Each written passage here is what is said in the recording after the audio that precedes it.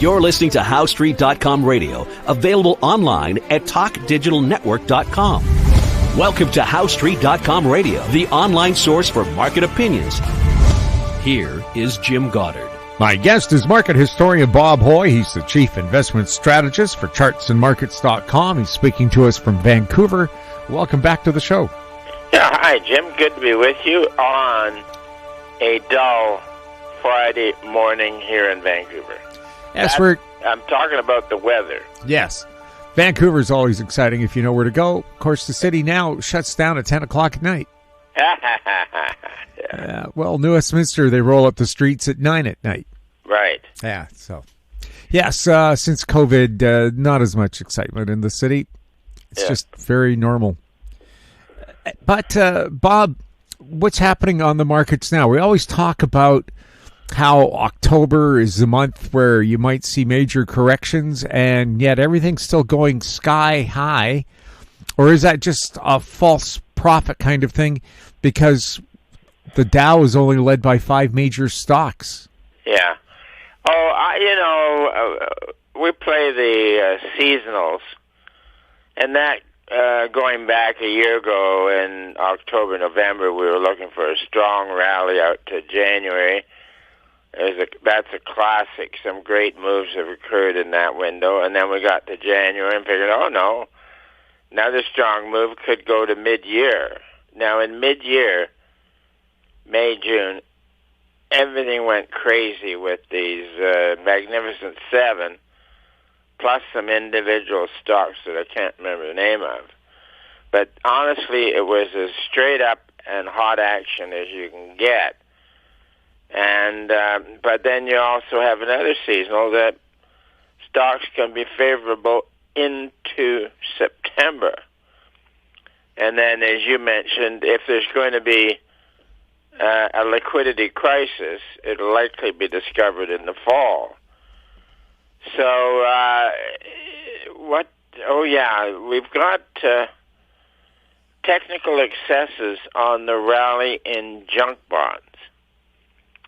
And if they roll over, that would be one signal. And as you pointed out, a large part of the action is driven by 5 or 6 stocks. But then I always keep track of the New York Stock Exchange advanced declines, and they've been quite good. So it's a broad market advance, but the 80 line is now getting overbought, a little more overbought, and that would probably do it for the move. So let's put it this way. The market action has been outstanding. It's run right through September. Hey, that's the way it is. But I think there's a major correction due, and this could appear, in the next couple of months.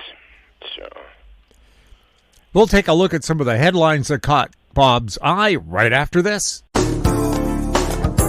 Don't miss out. Stay informed. Receive the HowStreet.com weekly recap with thought-provoking podcasts, radio, and articles delivered to your inbox. Sign up for the HowStreet.com weekly recap on our homepage at HowStreet.com. Welcome back. We're speaking with Bob Hoye.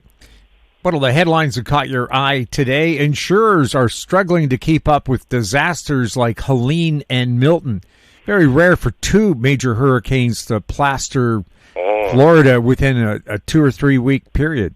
Yeah, no, that's very hard hits, and the amount of rain they get up valleys and whatnot, and then it all comes charging down into whatever rivers they've got. Yeah, the major damage is done, and that always leaves the insurers, casualty insurers, property insurers, all that sort of stuff. And they then, in order to recoup, they will have to raise their rates because obviously the risk of carrying insurance, underwriting insurance, has gone up. Another headline that goes along with that: storms be damned, Florida keeps building in high-risk areas. Yeah. That boom is continuing, and I looked it up, and there was a tremendous property boom in the 1920s, where a lot of investor speculators all along the East Coast, it became a fad, and some of them were even buying mangrove swamps without realizing it. But anyways, that peaked in 1920. Well, it was very strong into 1926, and then it got hit by quite a severe hurricane, and I can't remember the name of it. Maybe it was before they started naming them. Anyways, there was a lot of damage done, and of course the speculator investors all up the coast, they got hammered. And so in 1926, the point to be made is that it was a hit to the capital markets. There was quite a large loss, and then that made it a little more vulnerable to 1929, when finally the stock market went up and reached its climax in early September of 1929, and then it drifted a bit, and then late September and into October it got hit pretty hard. And it's worth noting, Jim, that there's been 6 great financial bubbles. Ours is number 6. And all 5 previous ones, they suffered heavy liquidation in the fall and usually cleared and sorted themselves out in November. But there was one 1825 bubble where in London the forced liquidation ran right into early January. So that was quite an exceptional one. And then, of course, once the bubble is over, you get a long period of poor economy that you still get the 3 to 4 year business cycle, but the recoveries are weak and the recessions are strong. And we could call it a Great Depression has followed every great financial bubble. So we'll see how it goes. Now, of course, the population of Florida wouldn't be what it is today without the invention of air conditioning. And I guess we can thank Willis Carrier for that. He invented the electric air conditioner in 1902 because he was working with developing color photographs, and they're very temperature and humidity sensitive. And his boss says, what we need to do is find some way to condition the air so we can develop these photographs. Yeah. So, the number one was to take the humidity out, or to reduce the humidity. Thus the conditioner. Yes. Okay. So, and then he started the Carrier Heating and Cooling Company, which is still around today. Mm-hmm. So, without Mr. Willis Carrier, California, Arizona, New Mexico, all those areas that are very hot, they wouldn't have so many people. Yeah. Yeah. Now, something else that was hot, chip making. ASML shares plunge as bookings miss signals chipmaker woes. Yeah. Chipmaker woes. Yeah. That's WOES. Yes. What's going on with our chip makers? Well, that's it. Yeah. It says it. Yeah. Bookings miss. And then the next headline is global chip stocks erase $420 billion market cap after ASML sales warning. So that's a double banger there. So, yeah. Well, this AI mania, AI's been around for quite some time, but only in the last year or so has it really caught on as, oh my God, I got to invest in AI. Does this remind you of the .com bubble of 2000? It does indeed. Yeah, you got AI, artificial intelligence, it's taken a line away from me because years ago, occasionally I went with one of the market regulators, I'd say that, of course, artificial intelligence is where they take a run-of-the-mill PhD in economics and make them chairman of the Fed, in which case they get a special brilliance. And that was my consideration of artificial intelligence as the head of the Fed. Well, as our friend of the show, Rick Ackerman, likes to point out, AI, well, just think of autocorrect on your cell phone and look at all the mistakes it makes. It assumes things that you don't want to say and or changes things that you wanted to say, and you send it and it's too late to fix the change and people get the wrong impression. Now, he said that's been around for a long time and it can't get things straight. Do you think AI is going to be the solution to everything? Of course not. No. But employers are looking at it as a way to replace people. And if you have mediocre employees, I guess a mediocre computer can replace them. But the inventor of the AI, a Canadian citizen, by the way, shared the Nobel Prize on this. And he said the problem with AI is it can hallucinate. And isn't that a remarkable statement? It can hallucinate, yeah. And it gets into what you call a positive feedback loop. So the worse something gets, the worse it gets. Yeah, it's like a sinking boat. The more water comes in, the more water comes in. Yeah, positive feedback loops always blow up. They run to blow up, whereas something that corrects normally, reaches an excess, and then corrects is overall, over a period of time, much more stable. But the other one, it just self-feeds until it blows up. And, of course, one of the problems with a hallucinating AI, you put it in charge. We want to solve world hunger. And instead of coming up with ways to improve food production and distribution, it decides, well, why don't we just kill off 2/3 of humanity? I guess it would. Yes. Well, that's very logical. Just, get rid of the cause of hunger, which is people. If there aren't people, then there's no more hunger. Yeah. Yeah, so look out for AI. Folks, you're going to regret letting a robot take over the job of, just look at... there's been intellectuals throughout history that somehow can't stand people, and it'll be a much better world when we get rid of many of them. Yeah, well, look at Karl Marx and Lenin.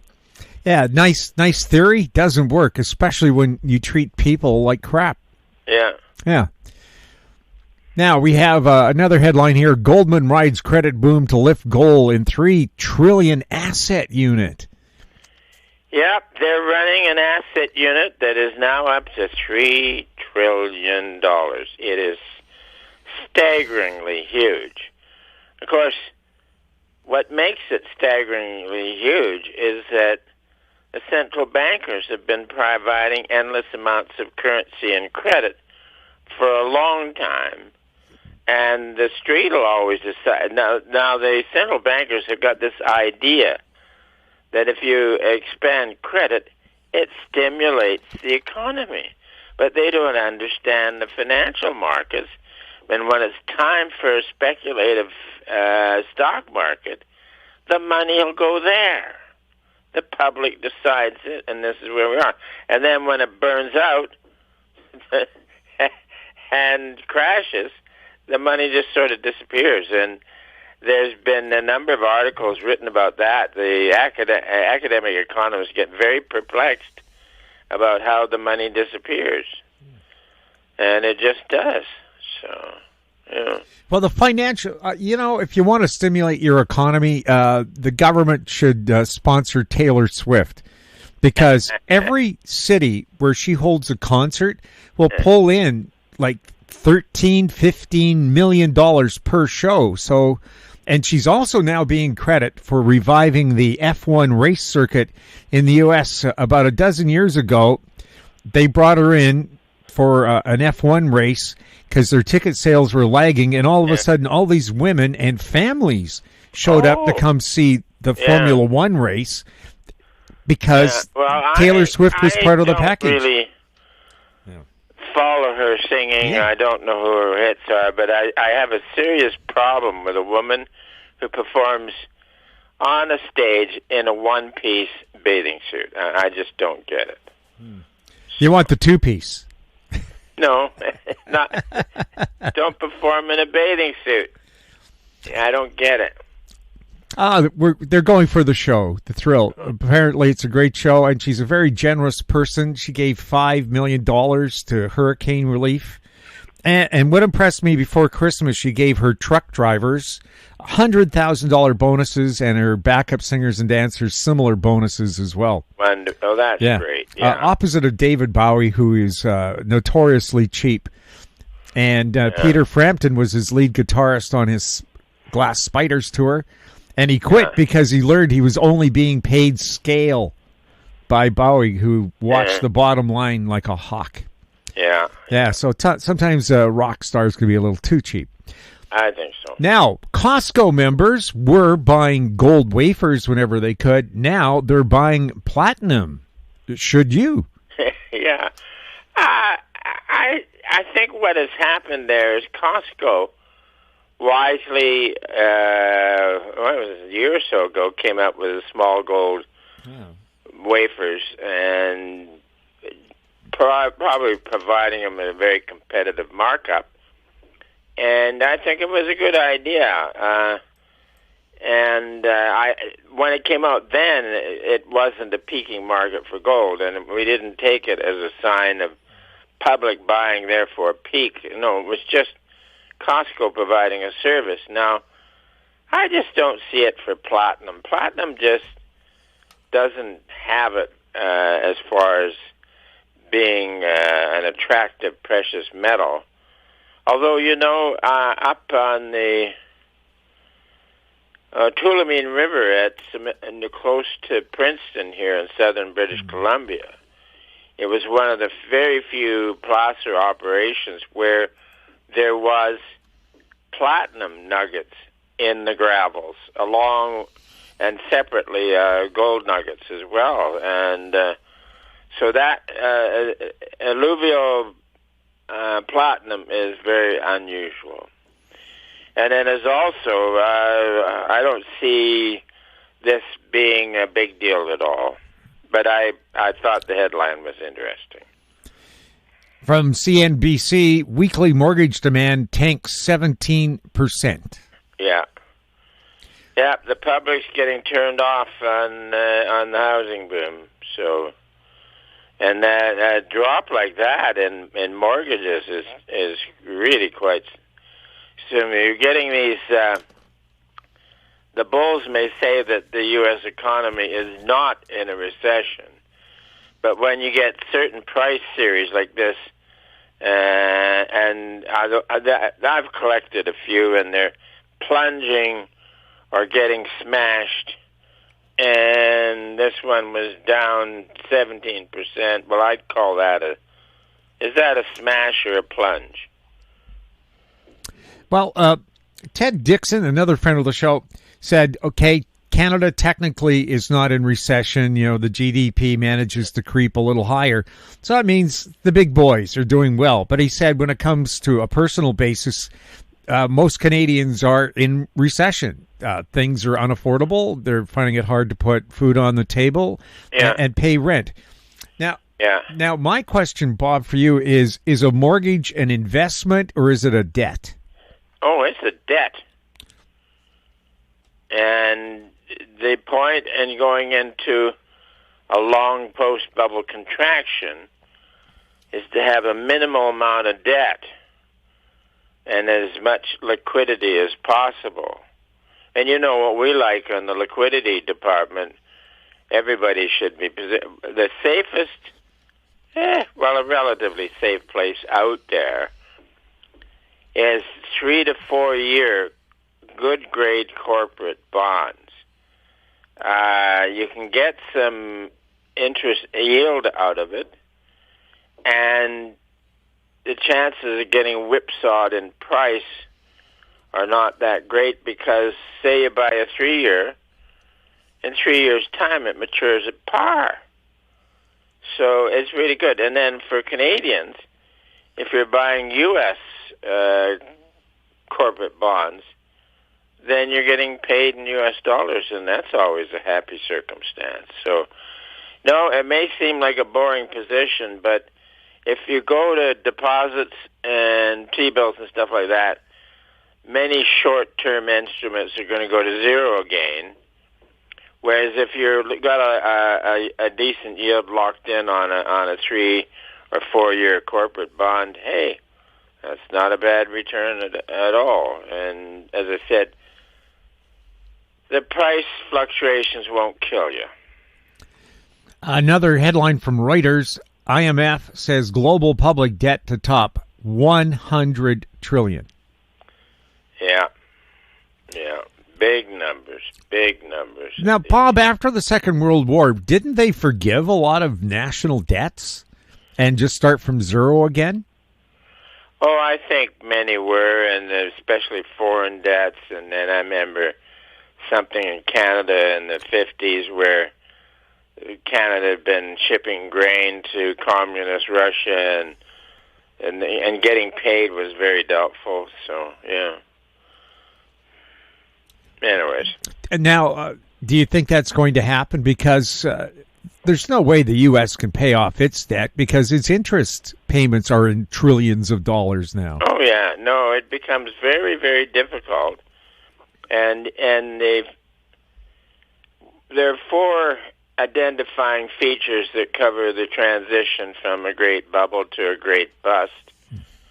And all 4, I keep track of them, they're online for a contraction. And one of them is that real long interest rates go up, and the 10-year U.S. is up by about 3 percentage points. It's been a little difficult out there. People have complained. But the typical increase has been 10 percentage points on the full move, which is a disaster. Gold's real price goes up. That is happening. And the senior currency becomes firm. That's happening. And then copper's real price gets weak, and that's happening. So all 4 features are tracking that we are in the transition from a great financial boom to a great financial bust. It's nice to be methodical about these things. Bob, is there a way to help recession-proof yourself? No debt. Well, it's pretty simple. Yep. Well, buy things the old-fashioned way. Save up for it. Oh, wouldn't that be something? Yeah. Or here's something I did with a company that was saying this TV set just $500, normally $600. If you buy it now and there's no payments for a year, but then I find out when the payments start, it goes to a finance company that's charging 30% interest. Oh, I'm sure that something like that is going on. Yeah. Yeah. So you save $50 a month. And then right when that money is due, the day before, I went in and paid cash. And they were so upset because they wouldn't get a commission from the financing company. Yeah. So, folks, really, you can get what you want. It's not unattainable. Just have a little patience. Yeah. Yeah. But somebody said, if you gave up Starbucks, could you save enough money for a mortgage? And I said, well, it's not impossible. A friend gave up smoking. This is back in the 90s. He was smoking 3 packs a day, costing him $15 at the time. That's about the price of 1 pack now. But he stopped smoking, and he saved the money that he would have spent on smoking, and in 3 years he bought a sailboat. That's outstanding. Now, also, I believe these Starbucks coffees, the special coffees, they can be sort of in the order of $10 or something like that. So. Oh, yeah. I saw an article in USA Today. The markup on a Starbucks chocolate latte is 1,760%. About the same amount the water expands when it boils and turns to steam. Well, that's from the raw materials in order to make one of them into the assembly, and then this huge markup. Yeah. So again, learn how to use a tea kettle. a taste for coffee, nor tea, and for a while I was doing hot chocolates just when necessary, and they were okay. But then now I don't do chocolate anymore. I keep drinking bottles of water on the counter, and they're at room temperature, and I quite enjoy a good hit of water. Yeah, a good hit.